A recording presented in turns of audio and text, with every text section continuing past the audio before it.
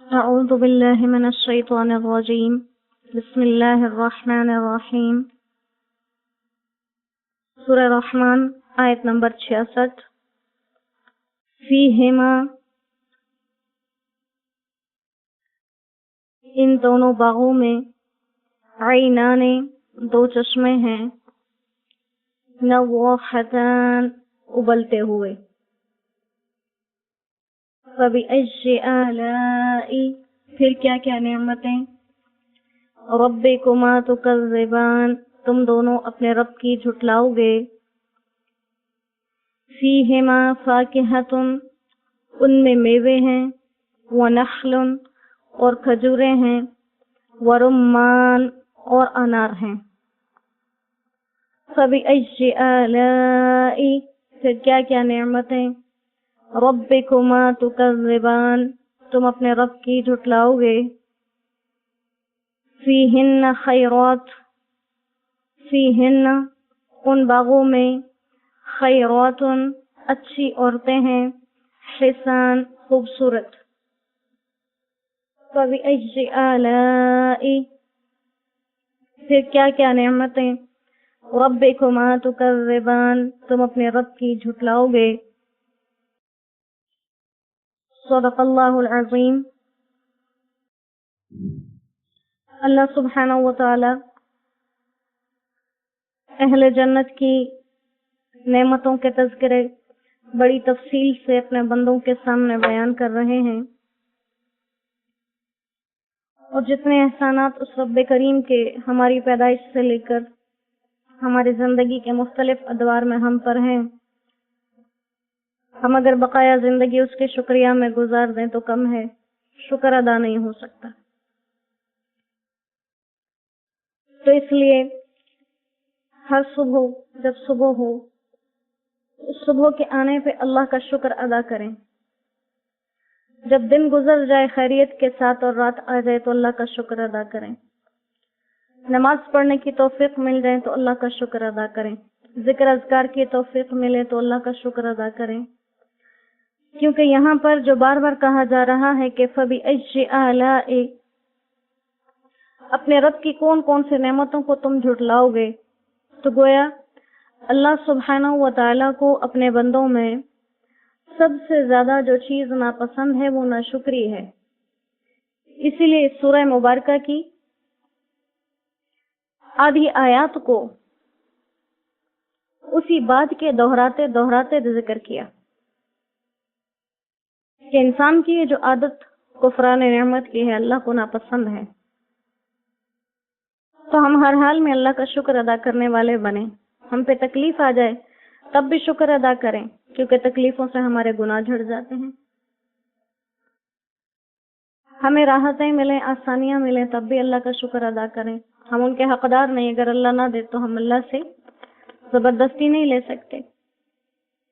تو انہیں نعمتوں کے تذکرے میں مومنین کو ملنے والے باغات کی صفات میں بیان کیا جا رہا ہے کہ اس میں ایسے دو چشمے ہیں جو ابل رہے ہیں، اور اللہ سبحانہ و تعالیٰ کتنی تفصیل سے اور باریکیوں سے ایک ایک چیز کو بیان کر رہے ہیں کہ انسان کو کہیں جا کر جو سب سے پہلے پریشانی ہوتی ہے رہن سہن کے حوالے سے، خوراک پوشاک لباس کے حوالے سے، وہ سب چیزیں اللہ باریکیوں سے بیان کر رہے کہ دنیا کو چھوڑ کے آؤ گے تو یا تو وہاں غربت میں زندگی گزاری ہوگی یا مالداری میں زندگی گزاری ہوگی، چاہے غریب رہے ہوگے چاہے امیر رہے ہوگے، پریشانیاں لگی ہی رہی ہوں گی ساتھ، کیونکہ دنیا میں امیر سے امیر لوگ بھی پریشانی سے خالی نہیں ہیں، امیر ہونا پریشانیوں کے خاتمے کی کوئی دلیل نہیں ہے۔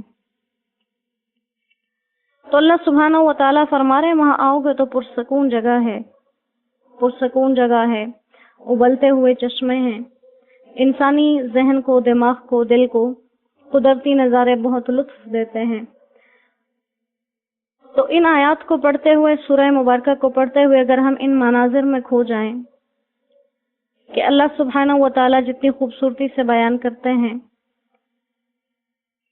تو انسان کے ساری زندگی کے ایمان کو سجانے اور سنوارنے کے لیے اس صورت ہی کی پرسکون تلاوت کافی ہے۔ اسی لیے تو بہت سے لوگ بیماریوں کی شفا بتاتے ہیں کہ ہر قسم کے بیماروں کو یہ سورہ مبارکہ کثرت سے سنوائی جائے تو بہت سی بیماریوں کے حل نکل آتے ہیں.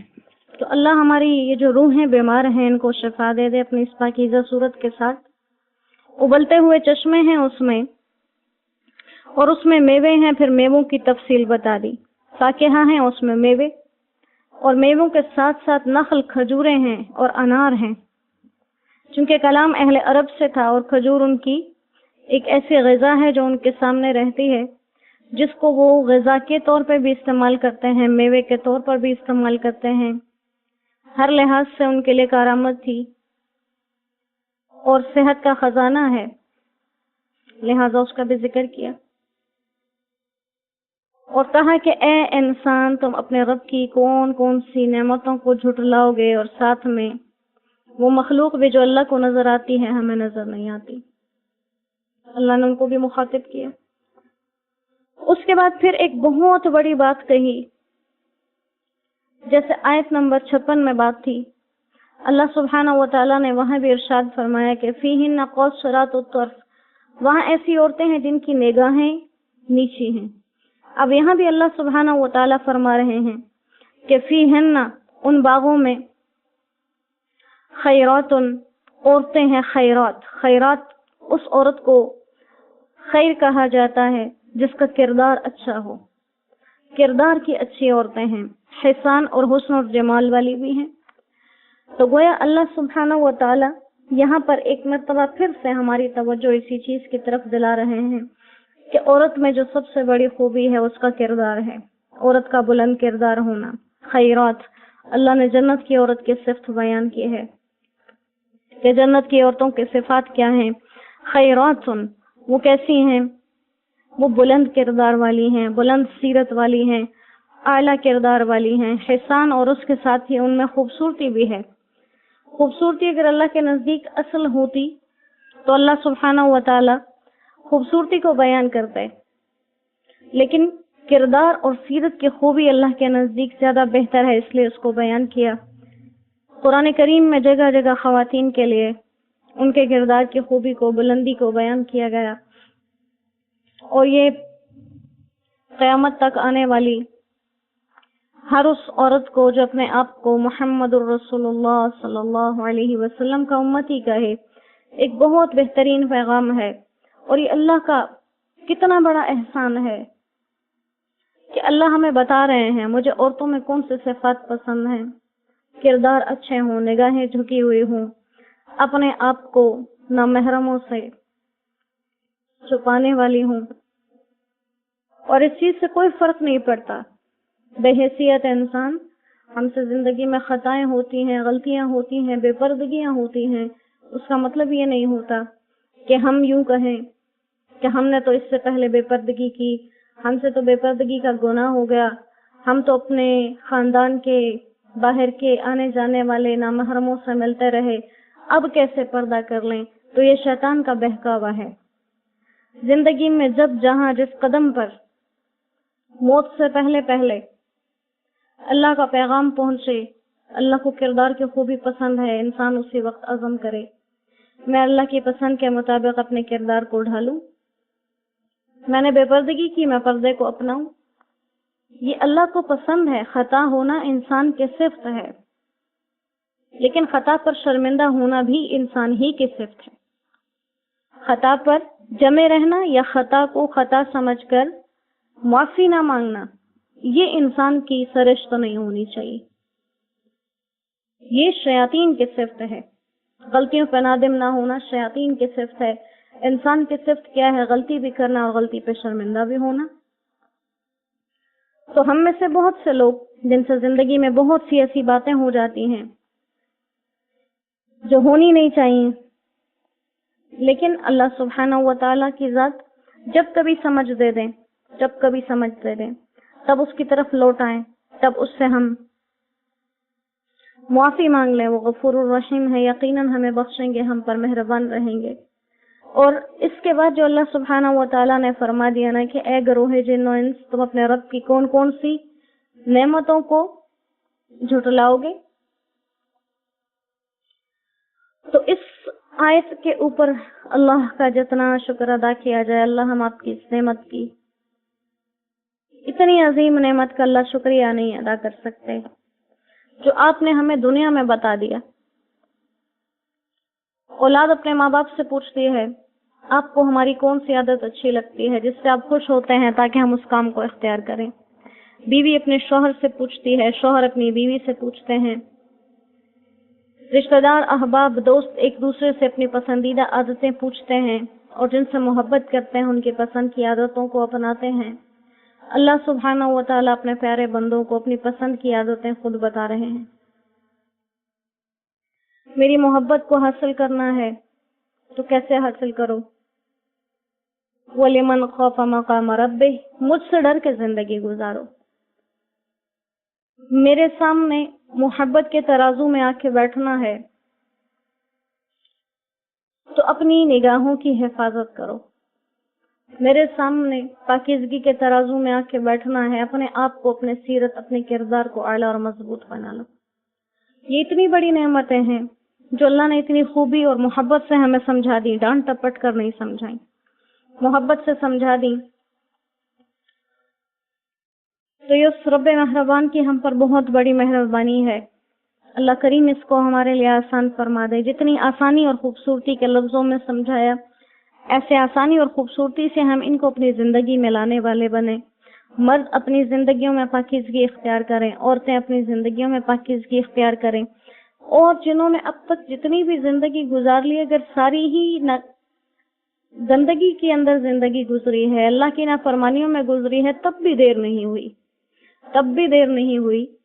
اللہ کے دروازے اپنے ہر بندے کے لیے کھلے ہوئے، اور جب کبھی انسان کو اپنی کسی غلطی پر ندامت ہو تو اس ندامت پر بھی اللہ کا شکر ادا کرے کہ اللہ نے اس کی زندگی میں اس کو اس کی غلطی کر کے سمجھا دی کہ تم جو یہ کام کرتے ہو یہ تمہاری غلطی ہے۔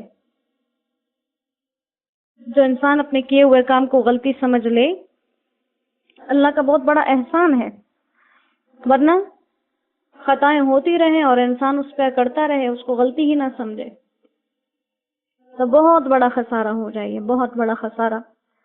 تو اللہ کریم کے جتنے بڑے احسانات ہیں، اللہ ہمیں ان کے شکریہ ادا کرنے کی توفیق عطا فرما دیں، اور جتنے اللہ اپنی محبت کے ہمیں طریقے بتاتے ہیں کہ مرد ہیں تو اس سانچے میں پسند ہیں، عورتیں اس سانچے میں پسند ہیں، اللہ ہمیں ایسا ہی بنا دے۔ ہم اپنے پیارے حبیب محمد مصطفیٰ صلی اللہ علیہ وسلم کے وہ امتی بنے جو اللہ کی محبت کے سانچوں میں ڈھلے ہوئے ہوں۔ قرآن ہمارے دلوں کی بہار ہو، ہماری زندگی کی روشنی ہو، ہماری آنکھوں کی ٹھنڈک ہو، ہمارے دلوں کا قرار ہو، ہماری روحوں کے لیے سکون بن جائے، ہمیں نماز پڑھے بغیر چین نہ آئے، ہمیں اللہ کے ذکر اذکار کے بغیر کوئی بات اچھی نہ لگے۔ جب اپنی زندگی میں ہم کسی انسان کو کسی چیز کے عادی ہو جاتے ہیں، اس کے بغیر ہمیں سکون نہیں آتا، ایسے ہی اللہ ہماری فطرت کو اپنی محبتوں اور اپنی عبادتوں کے ساتھ لگا دے کہ ہمیں ان کے بغیر سکون نہ آئے، ہمیں ان کے بغیر ایک پل کے لیے چین اور آرام نہ آئے۔ اور قرآن کریم کی یہ محبتیں جو اللہ سبحانہ و تعالیٰ نے 23 سال قطرہ قطرہ اپنے پیارے حبیب محمد مصطفیٰ صلی اللہ علیہ وسلم کے سینہ اطہر پر نازل فرمائی، ایسے ہی اللہ یہ قطرہ قطرہ گھول کے ہمارے دلوں پر نازل فرما دے، اور اللہ اس کے ہمیں وہ معنی سمجھا دے جو اللہ کی مراد ہے، جو اللہ کی مراد ہے، جیسے اللہ ہمیں دیکھنا چاہتے ہیں اللہ ہمیں ویسا بنا دے، اور قرآن کے اس پیغام کو اللہ ہمارے سینوں میں پہنچائیں اور ہمیں دوسروں تک پہنچانے والا بھی بنا دیں۔ وما علینا الا البلاغ وآخر دعوانا ان الحمد للہ رب العالمین۔ السلام علیکم ورحمۃ اللہ وبرکاتہ۔